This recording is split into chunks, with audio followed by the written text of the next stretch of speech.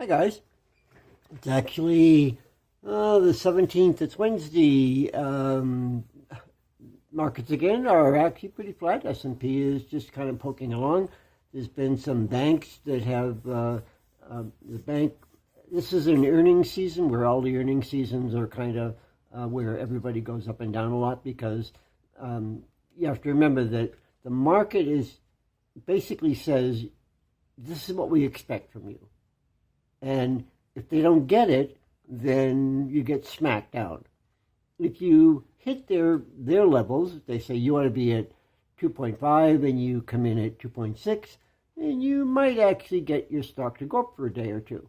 But in fact, even that doesn't work sometimes. Sometimes it doesn't matter what you do, that the market kind of goes where it is. So this is earnings season. The market is more or less flat. I watch the S&P mostly because I think that's the best index to look at, because the industrials will kind of bounce up and down depending on what news brief is going through. The S&P is a bit more stable, and the S&P has been down a little today, mostly on news. So it hasn't been something tragic. So it's just been a quiet day on the marketplace.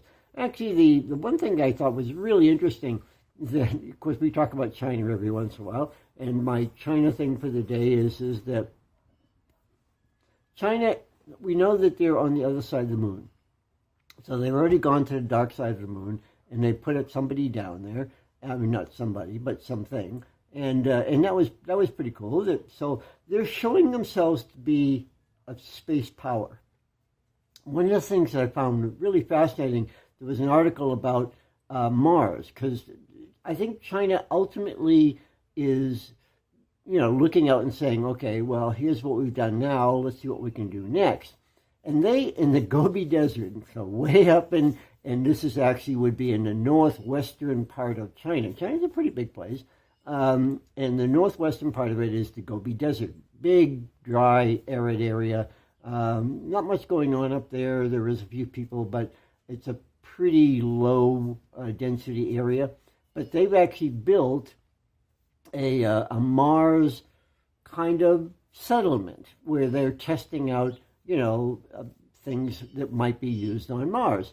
And you kind of go, well, this is a research facility. No, actually what it is they've got a bunch of teenagers and school kids that they run up there, and they have them play in the point.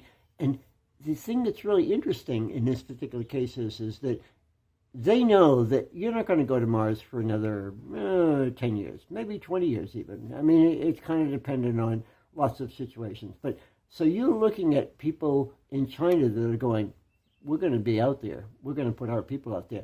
And so they're actually putting teenagers and school kids through this kind of fun thing, because it really is. I'm sure it's one of those things that the kids really like. And in the United States, if you followed NASA's always had a children's program that taught kids about space and what NASA was doing, and it's a great thing. I mean, so they have classes and kind of like summer camps.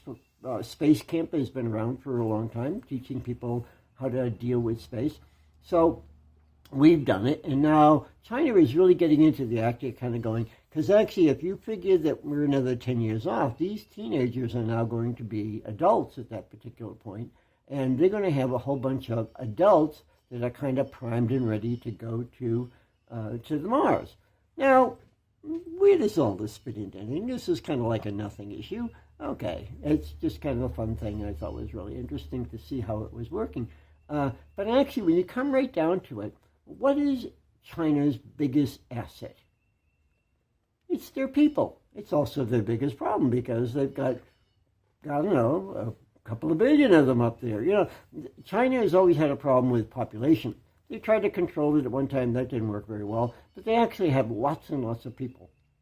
And what we've seen over the past, I don't know, actually maybe we've seen it for a couple of 100 years, is that China exports their people. They take their people and they send them out into the world to do something. And in the past, maybe 10 or 15 or 20 years, what we've seen them do is they've sent a huge number of people into Africa, because Africa has a lot of resources that the Chinese need, and they send their people out there to kind of get those assets and bring them back. But I think overall, what the core China political body, remember, it's very different than the way we do things, but it's a group of people that kind of decides, gee, what should we be doing?